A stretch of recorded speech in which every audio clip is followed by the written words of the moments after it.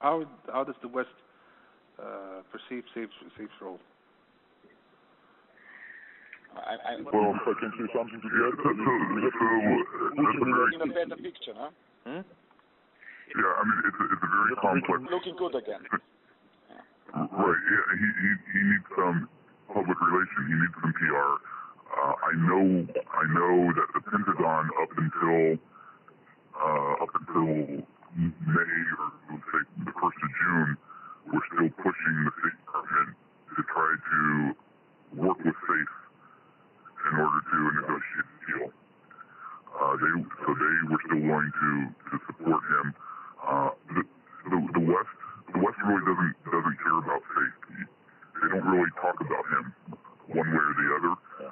Their only fear about SAFE is, will the Libyan people accept him having a role going forward. But they would much rather work with him than the leader. And they would accept working with him if the leader was behind the scenes. Okay. But how do we work on that? Aware of this. Sorry? How do we work on that? Well, it was a very good step, for instance, having the two congressmen speak with him that did, because they had very favorable impressions when they left the phone with him, which was very good because they communicated that to their fellow congressmen. Meanwhile, I do what I can to show all the things that he was working on for 5 or 6 years before this, which nobody knew about the stuff he had been working on. They don't know anything about him really. So I'm doing what I can there. The question is him and his father of how they can work together and who would actually be the front person. No, the idea or the concept, the leader will only be a symbol. That's it. Everything that I'm getting from the State Department is that they do not care about being a part of this. The congressmen very much want to be a part of the solution. The State Department and Clinton has no. She doesn't want to negotiate at all. It's been very bad. And that's why the guys at the Pentagon told me, listen to that, I'm telling you to forget about America and do a deal with the French, and then if you can figure out how to back out of that deal, France will not be able to bring the U.S. and Britain back into this at that point, as long as there's not, mass killings or something going on, which there won't be. It'll once the coalition falls apart, it'll stay apart. That was Secretary Gates' stand from the beginning. Yes. Yeah. And then, and then we spoke. He said, well, there was an uprising in Benghazi. I told him, okay, how many people were they, and who elected this so-called council?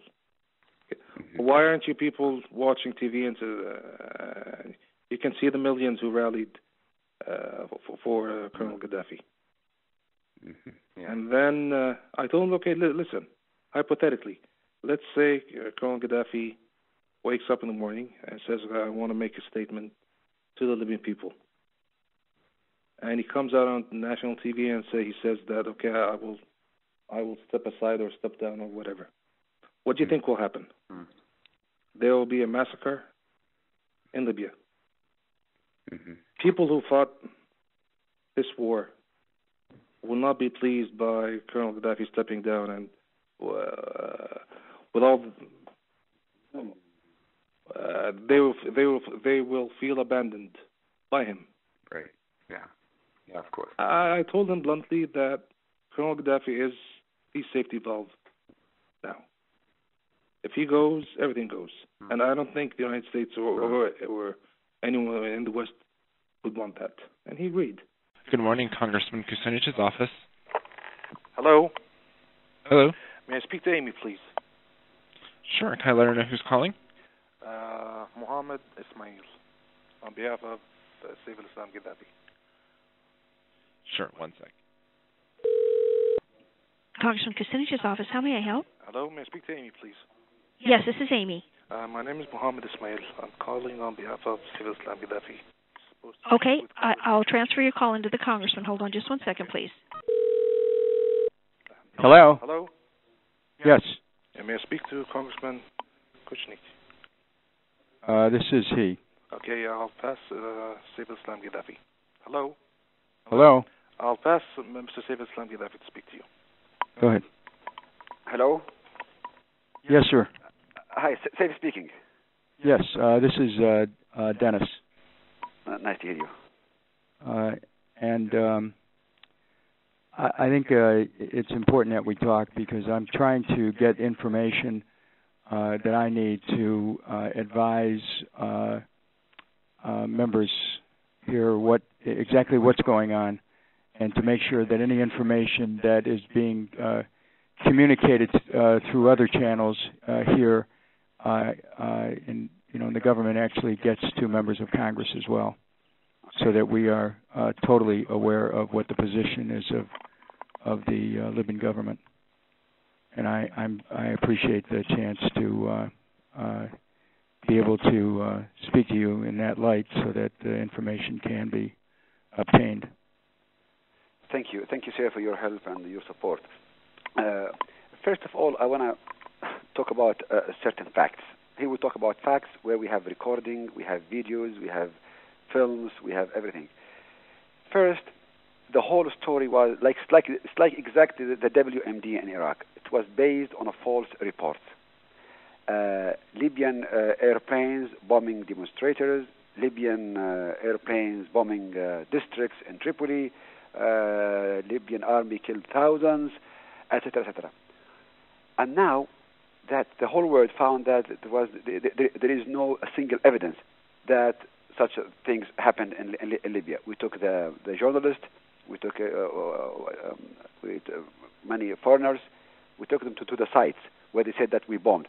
And until now, there is not a single evidence that Libyan Air Force bombed civilians or killed civilians or demonstrators. This is number one. So this is fact. So nobody can say now that the Libyan government, the Libyan army killed civilians. So the whole story was based on this. Second, now, who is fighting now in Libya? I want to know.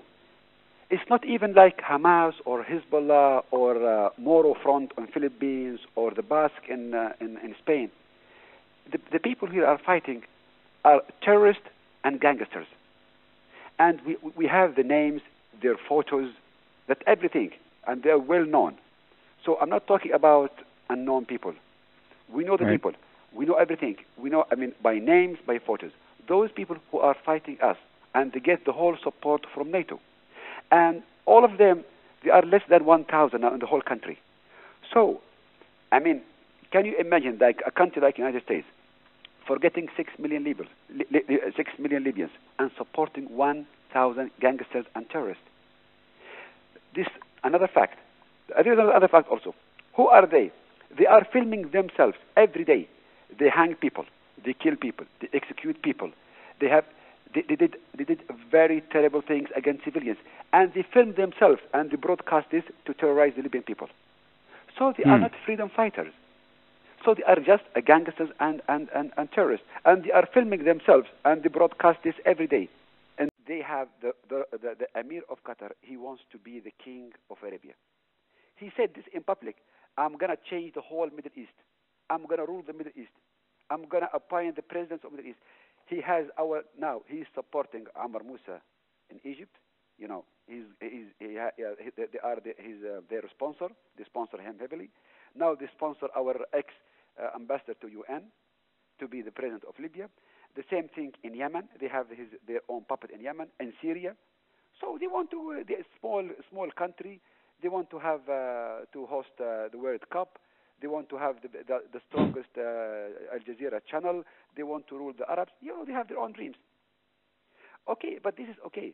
But now, so it's your position that the that your government has been trying to defend itself against an insurrection brought about by jihadists who were joined by gangsters, terrorists, and that there's basically about 1,000 people who were then joined by NATO. Yes.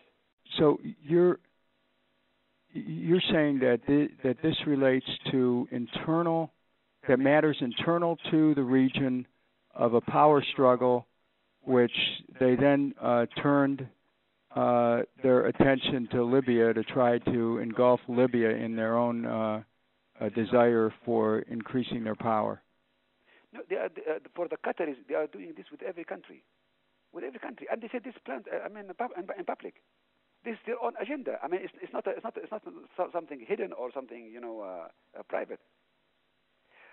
But now we have and plus the French and the British, and also they have their own agenda. The commercial interest, political interest. They have their own interest. They told us, especially the French, and the Qataris and the British, we want those people to share the power with you, our own people, the heads of rebels. I'm in contact with some of the people over in Benghazi, and they told me point blank that their first use of this money is to buy military training, weapons, and mercenaries.